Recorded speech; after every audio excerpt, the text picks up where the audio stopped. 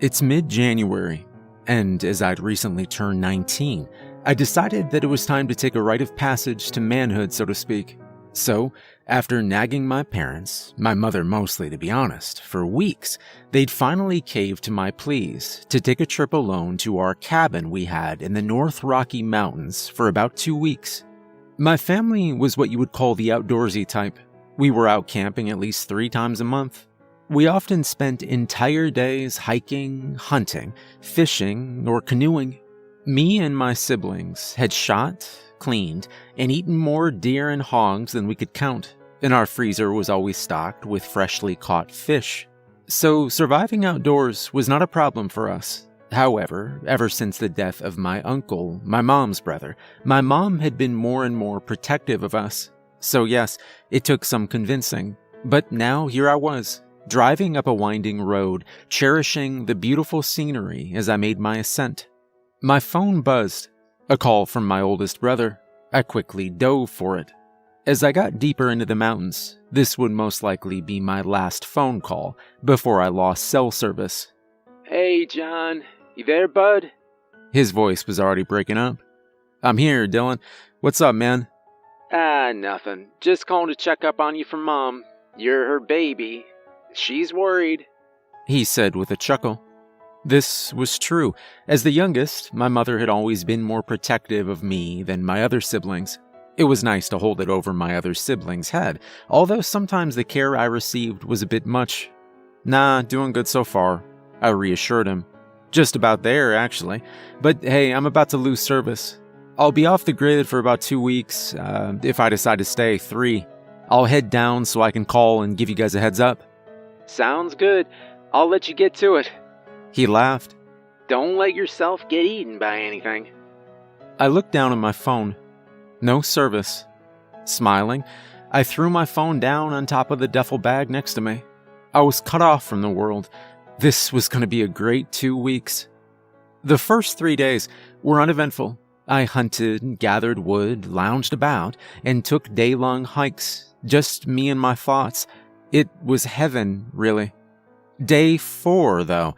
That's when it all started to go to hell. I just shot a deer, a buck nonetheless. And I don't like to brag, but it was a big one. By far the biggest I've ever shot. Its antlers spanned 4 feet and would probably have kept me fed for most, if not all, of the remaining time I would spend here. There was no way I could carry it back to the cabin, or even drag it. So I started carving it then. I leaned my rifle against a tree and got to work. I'm not sure how much time passed, but I hadn't eaten breakfast yet, and it was mid-afternoon now. I was pretty hungry. So I cut off a decent-sized portion of venison, stabbed my knife into the tree above my rifle, and headed back to the cabin. My plan was to roast it slowly over the fire while I went back to finish up some more with the deer, and by the time I came back, it would be ready. So I got to the cabin, started a fire, and put the deer on the grate above it, used the fire for a bit to warm up, and headed back out. I trudged through the snow, making my way back to the deer. I was about 5 minutes from the spot when I felt a strange chill. It was cold, of course. The thermometer at the cabin had read 20 degrees Fahrenheit. But this was different. It seeped through my well-bundled body, penetrating my core. I glanced around. I'm not sure why, but I did. And I saw something. A dark figure about my height duck behind a tree, about 15 yards away. This didn't generally worry me. This was a public mountain, and it was a beautiful time of the year to come. Why wouldn't there be other people up here? Hey, buddy. I called. No response. Hey, you lost, man? Nothing. I called once more. Still nothing. Maybe I was seeing things. I considered going over to investigate the tree, but thought better of it. It was cold, I had food cooking at the cabin, and I didn't want anything getting to my deer. Wolves were a problem out here. So, with a sigh, I continued to the spot of the deer. The area was spotless when I arrived. At first I thought I'd misplaced my steps. The deer was in another area. But no, there was my knife, still wedged into the tree, right above my rifle. I walked over and yanked out my knife, then picked up my rifle. A glint caught my eye. I looked down at my knife. It was spotless. I had left that knife covered in blood. But now, it was impossibly clean. Even the tip, where I'd stuck it in a tree, was shiny and clean. I turned around. There was nothing there. I mean, there was literally nothing there. When I'd left, the ground had been covered with blood, pieces of meat, bits of intestine strung about, and most noticeably, a deer. But now, there was nothing. The ground was a pristine white. It looked as if there had never been anything there to begin with, not even footprints of the culprits or my own. I realized with a start, the snow looked untouched. The only footprints were those of the ones I'd made right then. I lifted up my foot and put it back down. It sank into the snow with an icy crunch. The snow was old, very old, I knew. It hadn't snowed since the 4 days I'd been there. Every crunch of my boots was a reminder of that. So, there was no logical explanation as to why there were no longer any footprints in the snow, or anything in the snow for that matter. An entire butchering site, gone. Every sliver of meat and drop of blood in the span of 20 minutes. Stumbling backwards, I turned and ran all the way back to the cabin. I expected, at least, to return to the smell of cooked venison. That was gone too. I went to bed early that night. The next day, today, was when it all ended. Yesterday's events had shook me, but this was different. I'd spent all day inside. Our cabin, unlike most, was solar-powered, and we had working lights, a fridge, a stove. What my father has refused to add, however, was a heating system, opting instead to just install a big fireplace in the living room and 2 smaller ones in the bedrooms, saying it ruined the camping experience. As if the working lights and plumbing didn't already do that. But that was fine by us, really. The cabin was mid-sized, had only 2 bedrooms, a bigger one for my 2 brothers, father, and myself to sleep in, and a smaller one for my mother and sister to sleep in. Besides that, it had 1 small bathroom, a small kitchen since we opted to do most of our cooking outside anyway, and a small living room. It didn't take much to keep the cabin toasty, even on the coldest days. Especially since I just shut the bedroom doors to keep the heat in the main part of the cabin, so staying indoors was not uncomfortable. I spent the day writing, sleeping, and reading. I cooked a few packs of frozen hot dogs my dad insisted we keep in the cabin for food. It was a good day, and the bizarre events of the other day quickly fell away. I still could not explain the reasons as to why it had happened, but I didn't care. I wrote it off as a strange phenomenon of nature. Some hungry wolves had dragged it away, licked up all spare traces of blood and guts, even off my knife. And as for the footprints and the figure behind the tree, I didn't know or particularly care at that moment, as I'd noticed the fire had died down once again. I'd spent the day restocking it with a small pile of wood we kept in the house. And then, all at once, I felt the same strange chill from yesterday. This time, I wrote it off as the dying fire letting a chill into the air. I glanced outside. It was already 9 and almost pitch black. Luckily, I'd stockpiled a nice pile of wood. It was right on the side of the house. I pulled on my jacket, but the chill remained. I opened the door and flipped down the outside light as the small sliver of moon hanging above me did little to brighten up my surroundings. Where was a full moon when you needed it? I walked down the steps and towards the side of the cabin where the pile of wood was, my boots crunching noisily in the snow. I rounded the corner and ran into nothing. The wood was gone. Not a single sliver of wood remained. Even with little light, I could see that, as if there had never been any there in the first place. I turned towards the woods. I was scared and angry. We had no neighbors, not for at least 3 miles, and even he was a half-senile old man by the name of Herb. The kind of man who took crack shots into the woods for fun, or who brewed his own moonshine. I turned back towards the woods, watching it tensely.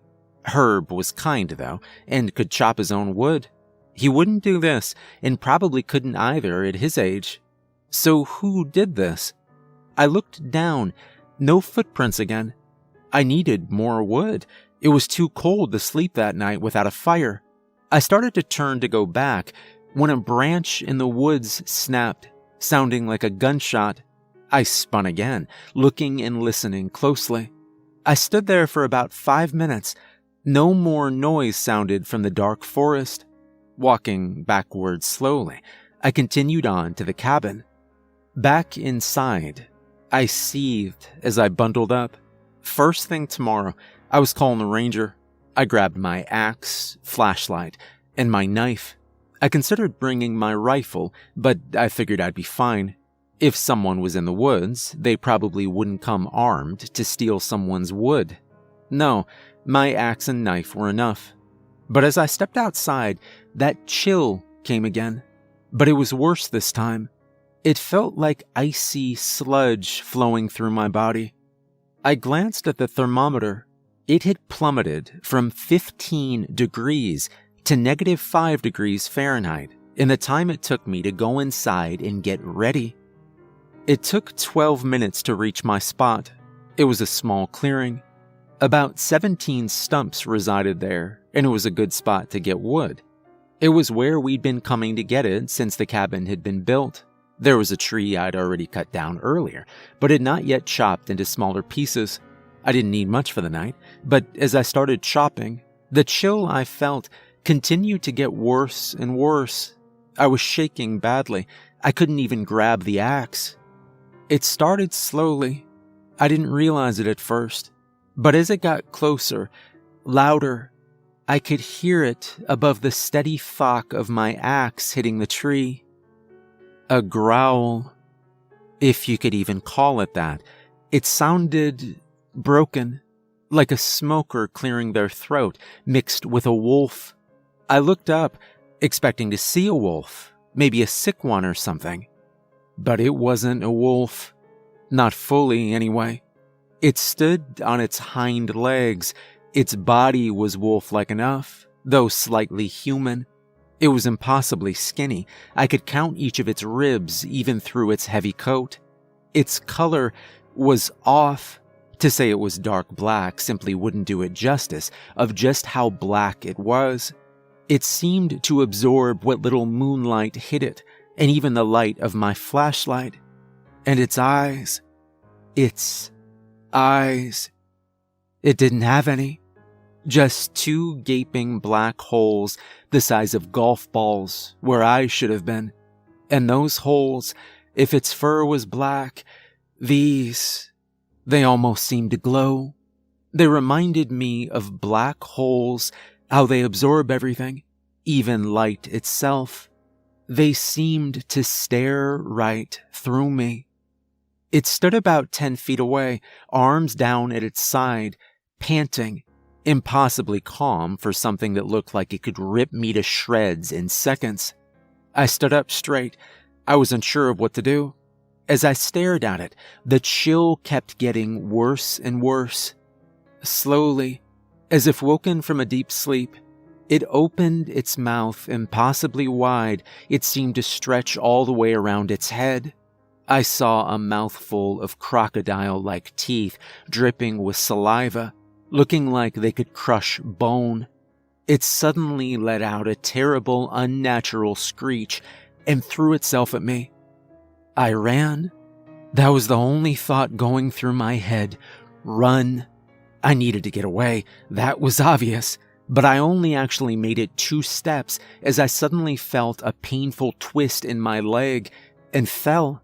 I turned to see my foot had gotten wedged between 2 rocks. I looked up. The thing was now in the air, hideous claws reaching towards me. Its mouth seemed to open in a wide grin as it descended on me. At the last second, I rolled, wrenching my leg free with a painful twist and possibly a crack, I don't know. I couldn't hear over the sound of that terrible screech. I wasn't fast enough though, and its razor-sharp claws ripped into my side as it landed next to me. I had expected to feel pain, like fire maybe. That's how I'd heard being stabbed described before. But this wasn't. It was cold, freezing, like plunging into a lake in the middle of winter. It hit with a shock and spread throughout my entire body. I gasped. The freezing claws made it impossible to do anything else, and somehow focused through the cold enough to grab my knife and plunge it into the back of the hideous thing that was trying to kill me. It bellowed in pain and anger as a dark, thick, blood-like substance leaked out and it ripped its claws from my side. Warmth instantly returned to my body, though not much. I scrambled up and ran. Each step shot excruciating pain up my leg. My ankle was badly sprained, and my foot may have been broken. My side was oddly numb, but I knew I couldn't stop. I kept running. I glanced back, and only about 15 feet behind, led by my initial attacker, was a whole pack of them, all unnaturally black, no eyes, mouths open impossibly wide. Somehow I found it in me to run faster, my legs screaming as I wept while running for my life. It felt like an eternity before I saw lights up ahead through the trees. My cabin? I let out a sob of relief. I burst out of the forest into the clearing, at this point screaming like a madman.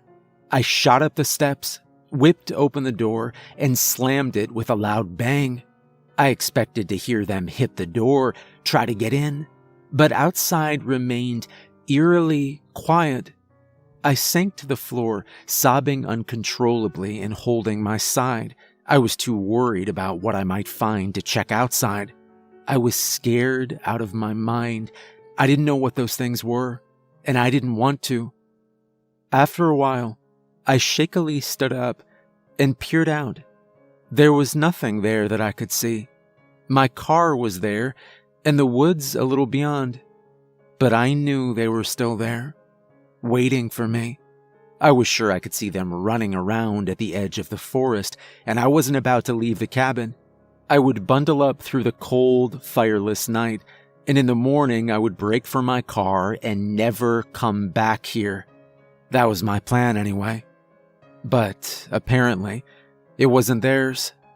In the rooms then, I heard glass shatter. I'd closed the doors in an effort to keep the heat in the living room and kitchen, and then those doors burst open, one flying off its hinges and flying across the room. I wasted no time. I had to get out. I flew out the front door, slamming it behind me in a feeble attempt to slow them down. I ran at full sprint towards the car, the pain in my leg nothing but a distant ache in my mind.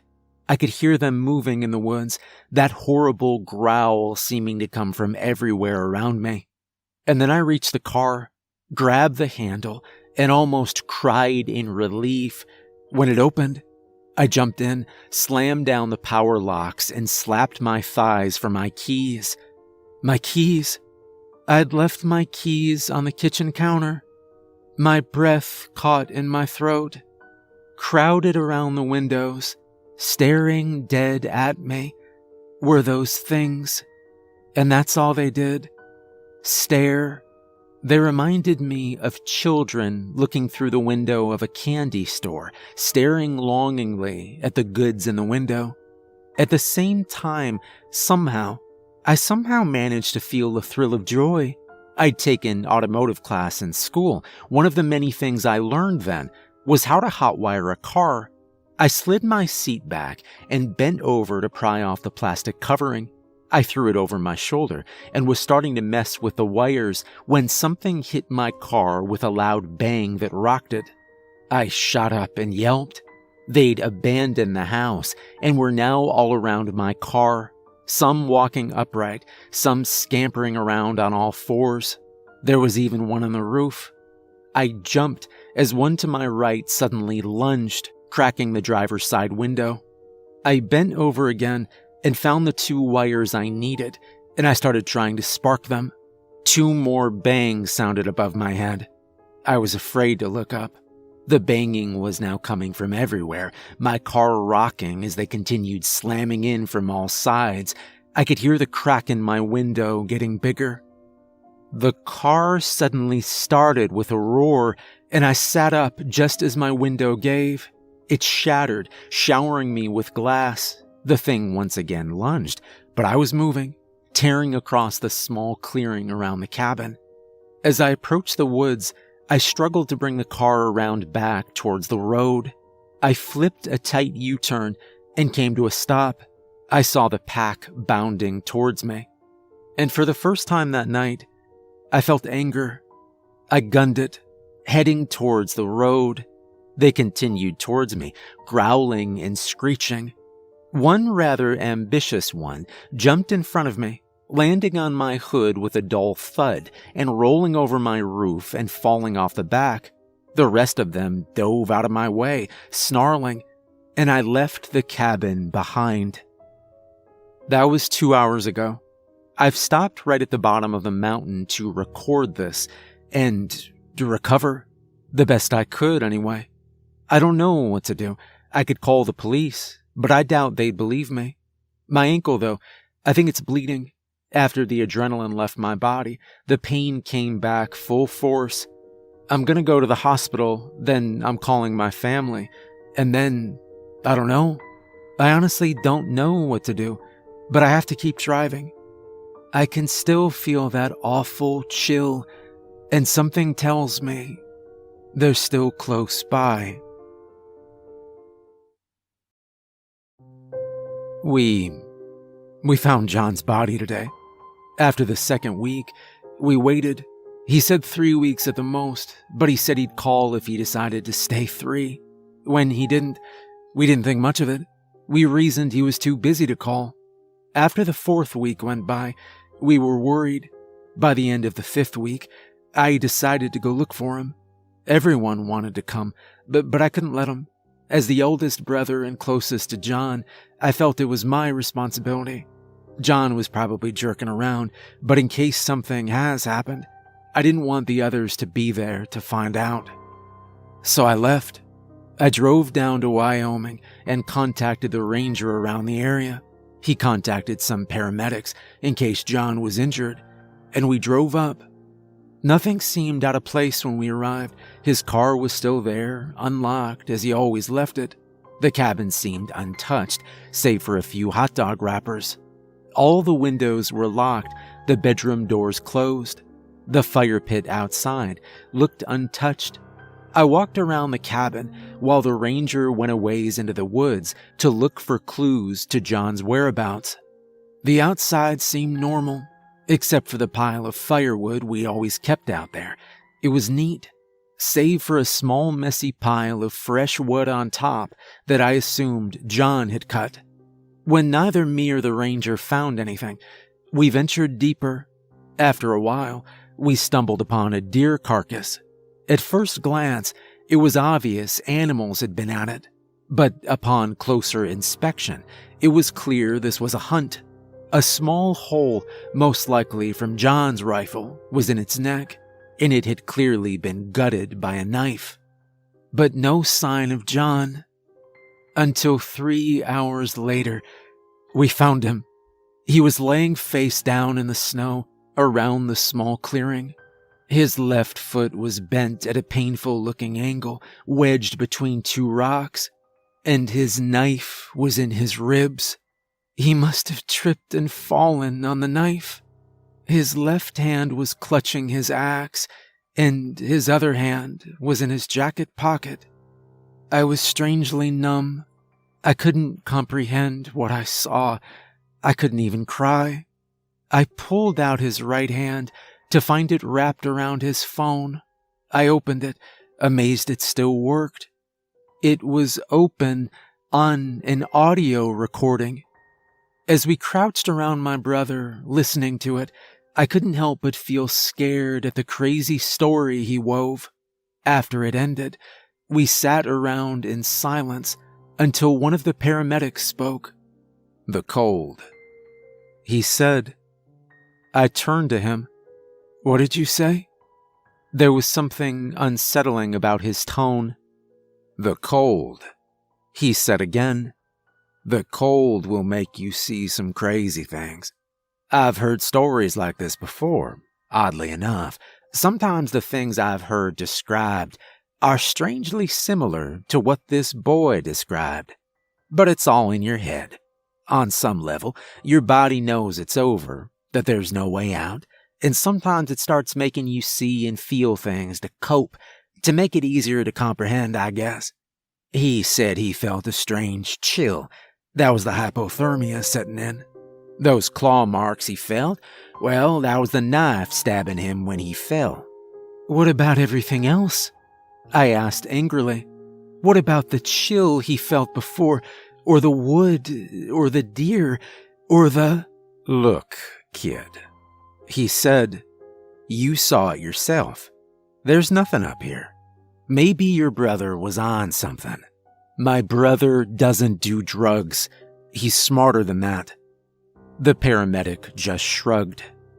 I turned back to my brother's frozen, lifeless body. I felt overwhelmingly sad. Here was my brother, my best friend, laying dead. He deserved better than this. He would have had a good life. He had a loving girlfriend, a nice job. He was liked by everyone. He deserved better. The tears started flowing then. After we'd gotten his body back down the mountain and in a morgue, I checked into a hotel and called my family to break the news. We cried, my mom especially.